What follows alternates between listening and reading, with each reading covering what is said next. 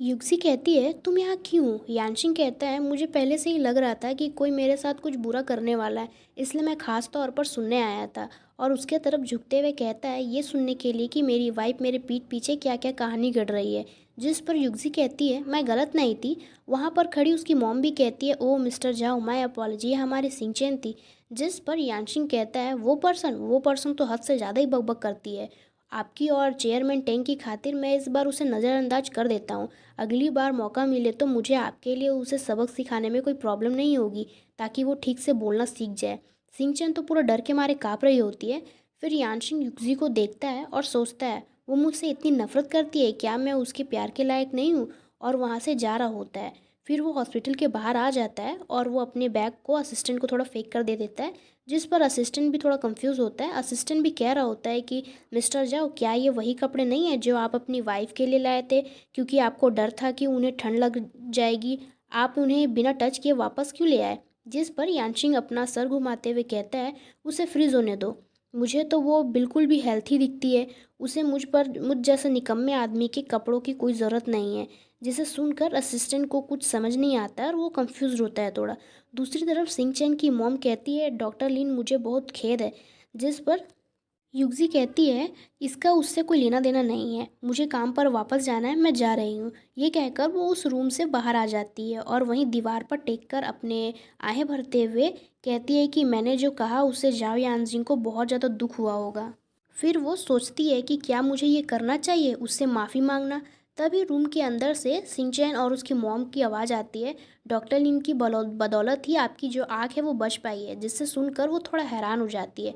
Room के अंदर से उसकी मॉम कहती है आपसे रिस्पेक्टफुली बिहेवियर करो, आप कभी भी ये जिक्र ना करें कि वो जाओ फैमिली की गोद ली हुई बेटी है। जिस पर सिंचन कहती है क्यों, ये कोई सीक्रेट नहीं है, हर किसी को पता है। जिसे हमारी युक्ति भी सुन रही होती है। मॉम कहती है तुम बच्चों को पूरी स्टोरी समझ नहीं आई है, डॉक्टर लिन की लाइफ बहुत जो है वो ट्रेजिकल लाइफ है।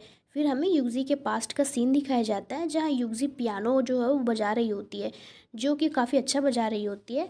फिर वो पीछे मुड़कर अप मुड़ती है और अपनी मॉम डैड को देखती है। फिर कहती है मॉम डैड मैंने पियानो की प्रैक्टिस बंद कर दिया। जिस पर उसकी जो मॉम डैड होते हैं वो भी कहती है कि ये वाह ये तो बहुत बढ़िया है। और इस समय जो हमारी युक्ति है वो 6 साल की होती है। और ये हमें काफ़ी ज़्यादा हैप्पी फैमिली दिखाया जा रहा होता है। हमारी जो युक्ति है वो अभी अनाथ है एंड जो उसकी फैमिली है वो अभी उसके साथ नहीं है क्योंकि उनकी डेथ हो चुकी है। फिर अभी हमें पता चलेगा, मैं जैसे आगे स्टोरी एक्सप्लेन करूँगी। उसके फादर हैंगताई बैंक में एक कर्मकारी अधिकारी थे और उनकी जो मॉम थी वो लिंचन यूनिवर्सिटी में एसोसिएट प्रोफेसर थी। उन्होंने छोटी एज में से ही एक प्रोस्पेरियस लाइफ जिया और उसे एक खुशहाल फैमिली में लाड़ प्यार और चिंता मुक्त होकर पलना चाहिए था। अनफॉर्चुनेटली वो घटना घटित हुई जहाँ युक्जी और उसके मॉम डैड बंधे होते हैं। युक्जी कहती है इतना अंधेरा है मुझे डर लग रहा है। उसकी जो मॉम होती है वो कहती है कि डरो मत प्यारी बच्ची, मम्मी और पापा यहीं हैं। उस समय जो हैंगताई बैंक के आंतरिक सत्ता संघर्ष के दौरान उसकी 3 मेंबर फैमिली संघर्ष की चपेट में आ गया और उसका जो मॉम डैड थे वो सब जो है वो किडनैप कर लिए गए। और दूसरे ही पल में उन्हें जो मॉम डैड होते हैं उनकी जो डेथ हो गई होती है, केवल वही जीवित बची होती है।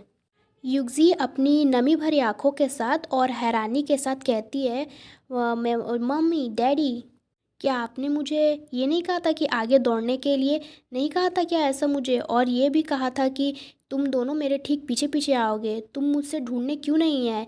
सिंचन की मॉम कहती है मैंने सुना है कि उसके मॉम और डैड की जो मृत्यु के बाद उसे जो सबसे पहले उसकी माँ की जो छोटी बहन है उसके पास उसे मतलब भेज दिया गया था। जहाँ युगजी की मॉम की जो छोटी बहन अपने हस्बैंड से कह रही होती है कि हनी मेरी भतीजी जो है वो अभी भी पियानो को बजाती है, हम इसे बाहर क्यों ले जा रहे हैं? उसका जो हस्बैंड होता है वो कहता है कि जब हमारा बच्चा पैदा होगा तो जो है खर्चा बहुत ज़्यादा बढ़ जाएगा, हम लिन युगजी की पियानो क्लासेस का खर्चा कैसे उठा पाएंगे? उसके अलावा तुम्हारी बहन मर चुकी है, हम जो है वो यहाँ रहने आ रहे हैं और उसकी पुरानी चीज़ें अपने पास रखना बहुत ज़्यादा अजीब लगता है। बेहतर होगा कि उन्हें बेचकर कुछ पैसे कमा लिए जाएं।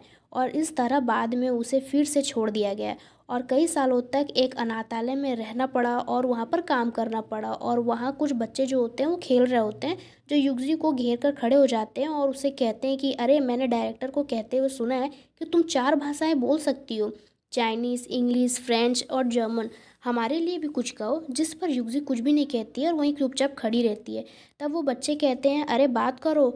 और वो फिर से कुछ नहीं कहती, वहाँ पे चुपचाप खड़े रहती है। जिस पर वो लोग कहते हैं, वो बोल नहीं सकती है, लगता है वो गूंगी है। और उसे चिढ़ाने लग जाते हैं कि छोटी गूंगी। लिन युगजी एक छोटी गूंगी है। और जब तक कि अचानक एक रिपोर्टर उसका इंटरव्यू लेने के लिए नहीं आ गया। और न्यूज़पेपर में लिखा होता है कि हैंगताई फैमिली के आंतरिक कलह के कारण जो परिवार का विनाश हुआ। 6 साल बाद 6 साल की बच्ची दुखद परिस्थितियों में जा रही है। उसके माता पिता के बलिदान की कहानी जनता के बीच फैल गई। कई लोगों ने उसके जो पिता की अटूट निष्ठा की प्रशंसा की, ये कहकर कि वो एक झाओ परिवार के साथ विश्वासघात करने के बजाय मरना पसंद करेगा। झाओ फैमिली सार्वजनिक सुर्खियों में आ गया। जिस पर सिंचैन कहती है, इसलिए क्या झाओ परिवार ने जनता के आक्रोश को शांत करने के लिए लिन युक्जी को गोद लिया था? उसकी मॉम कहती है, हाँ भी और ना भी। झाओ परिवार की पावर के आगे वो इस तरह की छोटी मोटी हलचल से बिल्कुल भी नहीं डरते थे। और उन्हें इस तरह के मामले को दबाने की ज़रूरत भी नहीं थी। झाओ परिवार की बुजुर्ग मुखिया ने ही लिन युक्जी को घर वापस लाने का सुझाव दिया था। कुछ चीज़ें अपनी सिंपल नहीं होती जितना कि तुम सोचती हो। जब वो झाओ फैमिली में शामिल हुई तब वो पहले से ही 12 साल या फिर 13 साल की थी। और ये एक जो है जबरन गोद लेना था, ये सब सिर्फ एक दिखावा था। ये सारी बातें युक्जी जो है रूम के बाहर से सुन रही होती है। और वो कुछ सोचती है। जब पास्ट का सीन, जब यानसिंग उसे कह रहा होता है कि तुम्हारे बाल किसने बनाए, ये तो वाटरमेलन जैसा दिखता है, अब से मैं तुम्हें वाटरमेलन हेड ही कहूँगा। और वो थोड़ा सैड सी हंसी के साथ कहती है, जाओ यानजिंग ने मेरे साथ ऐसा बिहेवियर किया और फिर भी मैंने सबक नहीं सीखा और उससे प्यार कर बैठी। जाओ यानजिंग ने मेरे बारे में जो जितनी भी जो है वो अपना अपमानजनक बातें कही है, उसकी तुलना में उसे कमीना कहना तो कुछ बड़ी बात नहीं है।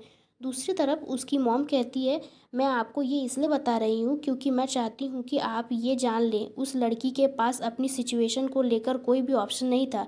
वो एक्चुअली में बहुत ज़्यादा दयनीय स्थिति में है, इसलिए उसे परेशान मत करो। जिस पर सिंचन कहती है, ओह ये सब सुनकर उसे वाकई में आसान लाइफ नहीं मिली है। अगली बार मैं जब उससे मिलूंगी तो उससे माफ़ी मांग लूँगी। युगजी वहाँ से जाते हुए सोच रही होती है, उन्होंने मुझसे माफ़ी मांगने के बारे में कभी सोचा भी नहीं, तो मुझे इस बात की परवाह क्यों करनी चाहिए कि मेरे शब्दों से उन्हें दुख पहुँचता है या नहीं। फिर हमें नेक्स्ट सीन दिखाया जाता है, जो डिलीशियस फूड वगैरह वहाँ पर लगे होते हैं। आंटी चैन कहती है, मुझे इस बिग मील के लिए कितना अफसोस है जो मैंने स्पेसिफिकली तैयार किया। मैंने अभी भी सेकेंड यंग मास्टर को फ़ोन किया था और उन्होंने कहा कि वो खाने के लिए वापस नहीं आ रहे हैं। क्या तुम दोनों कल ठीक नहीं थे? फिर से क्यों लड़ रहे हो? युक्जी कहती है, अगर आप सास जैसा बिहेवियर करना चाहती हैं तो इसे अपनी बहू के लिए बचा कर रखें। आंटी चैन कहती है, मुझे तो बस आप दोनों की चिंता है, एक जोड़े के रूप में। युक्जी सोच रही होती है कि हर रोज़ यही होता है, इसके बारे में बात करने से कुछ नहीं बदलेगा, बस एक और महीना के लिए बस इसे सहना होगा। तभी आंटी चैन कहती है, ओह सेकंड यंग मास्टर, आप वापस आ गए। मैंने खाना परोस दिया है और आपकी वाइफ से पहले खाने के लिए कह दिया है, या मैं आपके लिए कुछ और जो है वो डिशेस बना दूं? जिस पर यानशिंग कहता है, कोई ज़रूरत नहीं है। और स्माइल करते हुए सोचता है, उसने ज़बरदस्ती मतलब जानबूझकर आंटी चैन से मुझे फ़ोन करवाया था। क्या उसे अपनी गलती का एहसास है और क्या वो मुझसे सुलह करने के लिए कोशिश कर रही है? युगजी कहती है कि क्या तुम अभी खाली हो, मुझे तुमसे किसी बात पर चर्चा करनी है। अभी भी एक महीना बाकी है। जिस पर यानशिंग काफ़ी इरिटेट हो जाता है और वो सोचता है, ओह तो आखिरकार बात डाइवोर्स की है। और वो कहता है, मैं नहीं हूँ। युगजी कहती है, इस कमीने को अभी भी खाने की ज़रूरत है। तो आज के लिए बस इतना ही। नेक्स्ट पार्ट में हम देखेंगे कि जियांग नांग जो है उसकी जो एंट्री हो जाएगी। और कमेंट सेक्शन में आप ये बताना मत भूलना कि आपको ये जो पार्ट है वो कैसा लगा। तो और जो लाइक सब्सक्राइब शेयर करना भी ना भूलें। तो मिलते हैं नेक्स्ट पार्ट में, तब तक के लिए बाय बाय।